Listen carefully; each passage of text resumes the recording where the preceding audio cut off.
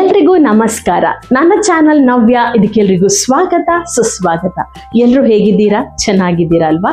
So ಇವತ್ತು Sunday special ಆಗಿ ಏನಾದರೂ ಮಾಡೋಣ ಅಂತ, ಹಾಗಾಗಿ ನಾನು ತಲ್ಸೇರಿ ಬಿರಿಯಾನಿಯನ್ನ ಮಾಡೋಣ ಅಂತ. ಸೊ ಬನ್ನಿ ನೋಡೋಣ ಈ ಒಂದು ತಲ್ಸೇರಿ ಬಿರಿಯಾನಿಯನ್ನ ಹೇಗೆ ಮಾಡಬಹುದು ಅಂತ. ಮೊದಲಿಗೆ ಈ ಒಂದು ಬಾಣಲೆಯಲ್ಲಿ ಎಣ್ಣೆ ಹಾಕಿ ನಾನು ಆನಿಯನ್ ಅನ್ನ ಫ್ರೈ ಮಾಡ್ಕೊಳ್ತೇನೆ. ಡೀಪ್ ಫ್ರೈ ಮಾಡ್ಬೋದು, ನಾನೊಂದು ಸ್ವಲ್ಪ ಎಣ್ಣೆ ಹಾಕಿ ಫ್ರೈ ಮಾಡ್ಕೊಳ್ತೇನೆ ಸೊ ದಟ್ ಜಾಸ್ತಿ ಆಯಿಲ್ ಯೂಸ್ ಮಾಡಬಾರ್ದು ಅಂತ ಹೇಳ್ಕೊಂಡು. ಸೊ ಡೀಪ್ ಫ್ರೈ ಮಾಡ್ಬೋದು, ಹಾಗೆ ಸ್ವಲ್ಪ ಎಣ್ಣೆ ಹಾಕಿನೂ ಫ್ರೈ ಮಾಡ್ಬೋದು. ಸೊ ನಾನಿಲ್ಲಿ ಒಂದು 8 ರಿಂದ 9 ಆನಿಯನ್ ತಗೊಂಡಿದ್ದೇನೆ. ಸೊ ಈ ಒಂದು ಬಿರಿಯಾನಿಗೆ ಆನಿಯನ್, ಫ್ರೈಡ್ ಆನಿಯನ್ ಒಂದು ಚೆನ್ನಾಗಿ ಫ್ಲೇವರ್ ಕೊಡುತ್ತೆ. ಸೊ ಎಣ್ಣೆ ಕಾದಿದೆ.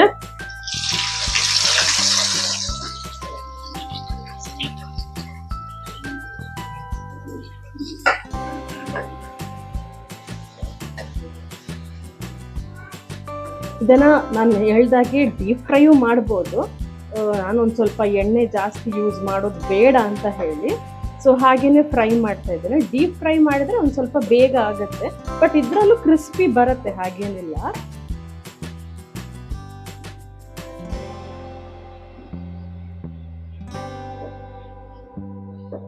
ಸೊ ಫ್ರೈಡ್ ಆನಿಯನ್ ಬಿರಿಯಾನಿಗಂತೂ ಒಳ್ಳೆ ಫ್ಲೇವರ್ ಕೊಡುತ್ತೆ. ಫ್ರೈ ಆಗ್ತದೆ. ಸೊ ನಾನು ಸೈಮಲ್ಟೇನಿಯಸ್ಲಿ ಬಿರಿಯಾನಿಗೆ ಬೇಕಾದ ಮಸಾಲವನ್ನು ಕಡ್ದಿಟ್ಕೊಳ್ತಿದ್ದೇನೆ. ಸೊ ಇಲ್ಲಿ ನಾನೊಂದು 7 ಬೆಳ್ಳುಳ್ಳಿಯನ್ನು ತಗೊಂಡಿದ್ದೇನೆ, ಹಾಗೆ ಒಂದು ತುಂಡು ಶುಂಠಿಯನ್ನು ತಗೊಳ್ತಿದ್ದೇನೆ. ಅದರ ಜೊತೆಗೆ ಒಂದು 5-6 ಕಾಯಿ ಮೆಣಸನ್ನು ತಗೊಳ್ತಿದ್ದೇನೆ. ಹಾಗೆ ಒಂದು ಸ್ವಲ್ಪ ಸ್ಪೈಸಸನ್ನು ತಗೊಳ್ತಿದ್ದೇನೆ. ಲವಂಗ, ಮರಾಠಿ ಮೊಗ್ಗು, ಏಲಕ್ಕಿ ಮತ್ತು ಚಕ್ಕೆಯನ್ನು ತಗೊಳ್ತಿದ್ದೇನೆ. ಇದನ್ನು ಒಟ್ಟಿಗೆ ಸೇರಿಸಿ ಕಡ್ಬಿಡೋಣ. ಹಾಗೆ ಇದಕ್ಕೊಂದು ಸ್ವಲ್ಪ ಕೊತ್ತಂಬರಿ ಸೊಪ್ಪು, ಹಾಗೆ ಒಂದು ಸ್ವಲ್ಪ ಪುದೀನವನ್ನು ಸೇರಿಸಿ ಇದನ್ನು ಕಡಿಬೇಕು. ಕಡ್ದಾಗಿದೆ. ಈ ಥರ ಮಸಾಲ ರುಬ್ಬಿದ್ರೆ ಸಾಕು. ಹಾಗೆಯೇ ನೋಡ್ಬೋದು ಇಲ್ಲಿ ಆನಿಯನ್ ಕೂಡ ಚೆನ್ನಾಗಿ ಫ್ರೈ ಆಗಿದೆ. ಇಷ್ಟು ಹಾಕಿದ್ರೆ ಸಾಕು.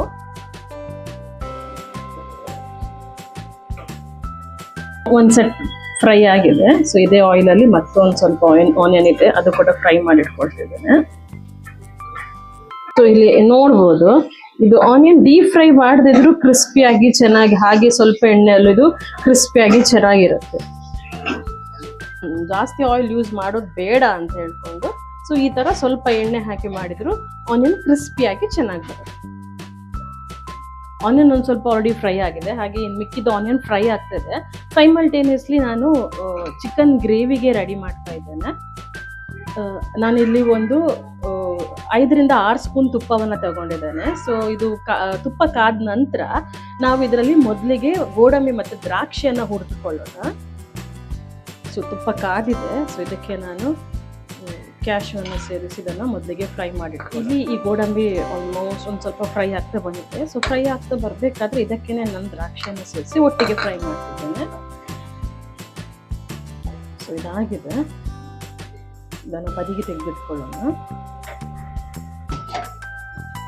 ಸೊ ಅದೇ ತುಪ್ಪಕ್ಕೆ ನಾನು ಫ್ರೈ ಮಾಡಿಟ್ಟಂತಹ ಒಂದು ಸ್ವಲ್ಪ ಆನಿಯನನ್ನು ಸೇರಿಸ್ಕೊಳ್ತಿದ್ದೇನೆ. ಸೊ ಇದನ್ನು ಒಂದು ಸ್ವಲ್ಪ ಹಾಗೆ ಒಂದು ಸ್ವಲ್ಪ ಫ್ರೈ ಆಗಿ ಇದಾದ ನಂತರ ನಾನಿಲ್ಲಿ ಕಡ್ದಿಟ್ಟಂತಹ ಮಸಾಲೆಯನ್ನು ನಾನು ಸೇರಿಸ್ಕೊಳ್ತಿದ್ದೇನೆ. ಆನಿಯನ್ ಒಂದು ಸ್ವಲ್ಪ ಕಾದ ನಂತರ ಕಡ್ದಿಟ್ಟಂತಹ ಮಸಾಲೆಯನ್ನು ನಾನು ಸೇರಿಸ್ಕೊಳ್ತಿದ್ದೇನೆ. ಈ ಮಸಾಲ ಒಂದು ಸ್ವಲ್ಪ ಫ್ರೈ ಆದ ನಂತರ ನಾವು ಇದಕ್ಕೆ ಚಿಕನನ್ನು ಸೇರಿಸಿದ್ರೆ ಅದು. ಸೊ ಮಸಾಲ ಫ್ರೈ ಆಗಿದೆ. ಇದಕ್ಕೆ ನಾನು ಇಲ್ಲಿ ಒಂದು 3/4 kg ಚಿಕನನ್ನು ತಗೊಳ್ಳಿದ್ದೀನಿ.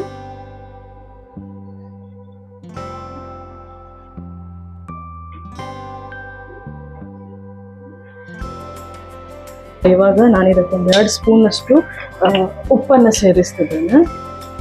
ಆಲ್ರೆಡಿ ನಾವು ರೈಸಿಗೆ ಒಂದು ಸ್ವಲ್ಪ ಉಪ್ಪನ್ನು ಆಲ್ರೆಡಿ ಸೇರಿಸಿದ್ದೇವೆ. ಸೊ ಇದನ್ನು ನೋಡಿಬಿಟ್ಟು ನಾವು ಸೇರಿಸಬೇಕು. ಸೊ ಇವಾಗ 2 ಸ್ಪೂನ್ ಉಪ್ಪನ್ನು ಸೇರಿಸಿದ್ದೇನೆ. ಚೆನ್ನಾಗಿ ಮಿಕ್ಸ್ ಮಾಡಿ ಇದು ಚಿಕನ್ ಒಂದು ಸ್ವಲ್ಪ ಬೆಂದ ನಂತರ ಇದಕ್ಕೆ ನಾವು ಸ್ವಲ್ಪ ಮೊಸರನ್ನು ಸೇರಿಸಿಕೊಳ್ಳೋಣ.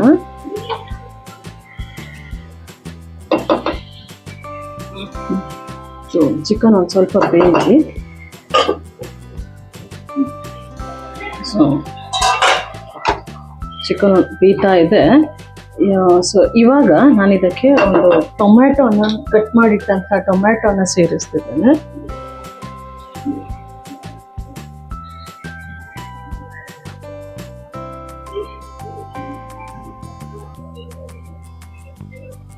ಹಾಗೆಯೇ ಒಂದು ಸ್ವಲ್ಪ ಕೊತ್ತಂಬರಿ ಸೊಪ್ಪು ಮತ್ತು ಒಂದು ಸ್ವಲ್ಪ ಪುದೀನ ಸೊಪ್ಪನ್ನು ಸೇರಿಸ್ತಿದ್ದೇನೆ. ಮಿಕ್ಸ್ ಮಾಡ್ಕೊಳ್ಳೋಣ.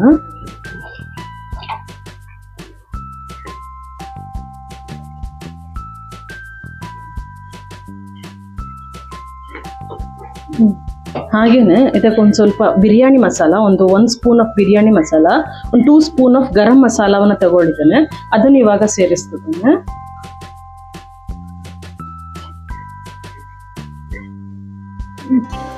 ಹಾಗೇನೆ ಇದಕ್ಕೆ ಒಂದು ಕಪ್ಪಲ್ಲಿ ಮೊಸರನ್ನು ಸಹ ಸೇರಿಸ್ತಿದ್ದೇನೆ.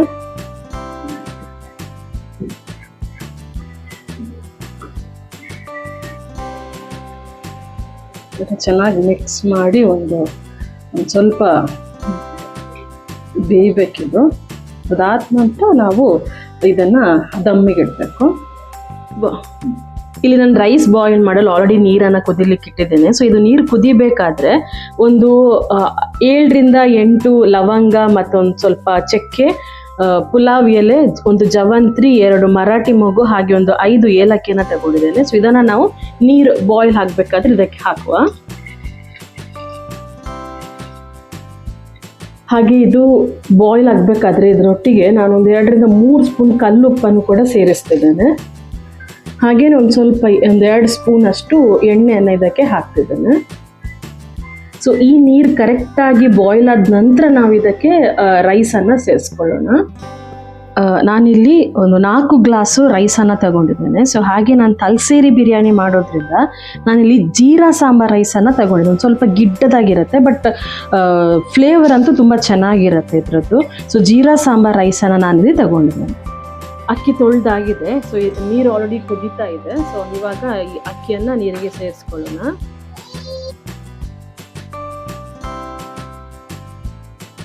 ಇದು ಆಲ್ರೆಡಿ ಅರ್ಧ ಬೆಂದಿದೆ. ಸೊ ಹಾಗಾಗಿ ಇದನ್ನು ನಾನೀಗ ಆಫ್ ಮಾಡಿಬಿಡ್ತೇನೆ. ಸೊ ಬಸಿದ್ ಬಿಡ್ತೇನೆ. ಯಾಕಂತ ಹೇಳಿದ್ರೆ ನಾನು ದಮ್ಗಿಡೋ ಕಾರಣ, ಸೊ ಮತ್ತೆ ಅದರಲ್ಲಿ ಅದು ಬೇಯೋ ಕಾರಣ ನಾನು ಇದನ್ನು ಇವಾಗ ಆಫ್ ಮಾಡಿಬಿಡೋಣ. ಸೊ ಗ್ರೇವಿ ರೆಡಿ ಆಗಿದೆ. ಸೊ ಇಷ್ಟಾದರೆ ಸಾಕು. ಗ್ರೇವಿ ರೆಡಿ ಆಗಿದೆ, ಹಾಗೆಯೇ ರೈಸು ರೆಡಿ ಆಗಿಟ್ಟಿದ್ದೇನೆ. ಸೊ ಇವಾಗ ನಾವು ಇದನ್ನು ಲೇಯರ್ ಹಾಕಿ ದಮ್ಮಲ್ಲಿ ಇಡಬೇಕು. ಆಲ್ಮೋಸ್ಟ್ ಬಿರಿಯಾನಿ ಸೇಮೇ ಇರುತ್ತೆ, ಬಟ್ ಇಲ್ಲಿ ತಲಸೇರಿ ಬಿರಿಯಾನಿ ಒಂದು ಮೇನ್ ಡಿಫ್ರೆನ್ಸ್ ಏನಂತ ಹೇಳಿದರೆ ಜೀರಾ ಸಾಂಬಾರ್ ರೈಸ್ ಯೂಸ್ ಮಾಡಿದರೆ ಚೆನ್ನಾಗಿರುತ್ತೆ ಇಲ್ಲಿ. ಸೊ ಇವತ್ತು ನಾನು ಜೀರಾ ಸಾಂಬಾರ್ ರೈಸ್ ಯೂಸ್ ಮಾಡಿಕೊಂಡು ತಲಸೇರಿ ಬಿರಿಯಾನಿಯನ್ನು ಮಾಡಿದ್ದೇನೆ. ಸೊ ಇದಾಗಿದೆ ಗ್ರೇವಿ. ಸೊ ಇವಾಗ ನಾವು ದಮ್ಮಿಗಿಡೋಣ. ಲೇಯರ್ ಮಾಡಿಕೊಂಡು ದಮ್ಗಿಡೋಣ. ಸೊ ಮೊದಲಿಗೆ ನಾನು ಇದಕ್ಕೆ ಗ್ರೇವಿಯನ್ನು ಹಾಕ್ತಿದ್ದೇನೆ.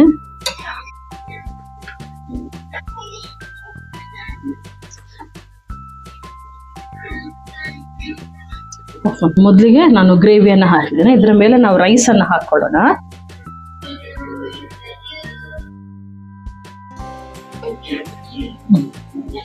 ಮೇಲೆ ಒಂದು ಸ್ವಲ್ಪ ತುಪ್ಪವನ್ನು ಸುರಿದುಕೊಳ್ಳೋಣ.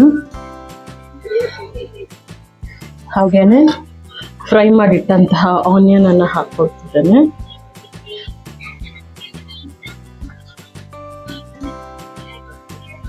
ಹಾಗೆಯೇ ಫ್ರೈ ಮಾಡಿಟ್ಟಂತಹ ಕ್ಯಾಶ್ಯೂ ಮತ್ತು ದ್ರಾಕ್ಷಿಯನ್ನು ಹಾಕಿದ್ದೇನೆ. ಪುದೀನ ಹಾಗೆ ಒಂದು ಸ್ವಲ್ಪ ಕೊತ್ತಂಬರಿ ಸೊಪ್ಪನ್ನು ಹಾಕ್ತಾ ಇದ್ದೇನೆ.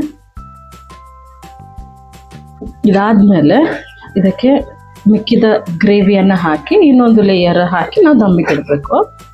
ಲೇಯರ್ ಹಾಕಿ ಆಗಿದೆ. ಸೊ ಇವಾಗ ನಾವು ಇದನ್ನು ದಮ್ಮಿಗೆ ಇಡಬೇಕು. ಸೊ ದಮ್ಗಿಡಬೇಕಾದ್ರೆ ಸೊ ಒಂದು ಕಾವಲಿಯನ್ನು ಒಂದು ಲೋ ಫ್ಲೇಮಲ್ಲಿ ಇಟ್ಟು ಅದರ ಮೇಲೆ ನಾವು ಈ ಒಂದು ದಮ್ಗಿಟ್ಟಂತಹ ಪಾತ್ರೆನ ಇಡಬೇಕು. ಸೊ ಇಟ್ಟು ಇದರ ಮೇಲೆ ಒಂದು ಕಲ್ಲನ್ನು ಇಟ್ಟಿದ್ದೇನೆ. ಸೊ ಇದೊಂದು 20 to 30 ಮಿನಿಟ್ಸ್ ಇಟ್ಟರೆ ದಮ್ ಚೆನ್ನಾಗಿ ಬರುತ್ತೆ. ಸೊ ಹಾಫ್ ಆನ್ ಅವರ್ ಆಗಿದೆ. ಸೊ ಇವಾಗ ನೋಡೋಣ ದಮ್ ಹೇಗೆ ಬಂದಿದೆ ಅಂತ.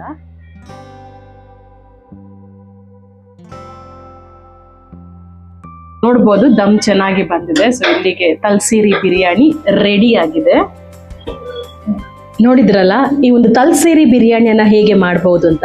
ನೀವು ನಿಮ್ಮ ಮನೆಯಲ್ಲಿ ಟ್ರೈ ಮಾಡಿ ಅಂತ ಹೇಳ್ತಾ, ಈ ಒಂದು ವಿಡಿಯೋ ನಿಮಗೆ ಇಷ್ಟವಾದಲ್ಲಿ ಲೈಕ್ ಮಾಡಿ, ಶೇರ್ ಮಾಡಿ, ಕಮೆಂಟ್ ಮಾಡಿ, ಹಾಗೆ ನನ್ನ ಚಾನಲ್ ಅನ್ನು ಸಬ್ಸ್ಕ್ರೈಬ್ ಮಾಡಿ ಅಂತ ಹೇಳ್ತಾ ಮತ್ತೆ ಸಿಗ್ತಾ ಇರುವ ವಂದನೆಗಳು.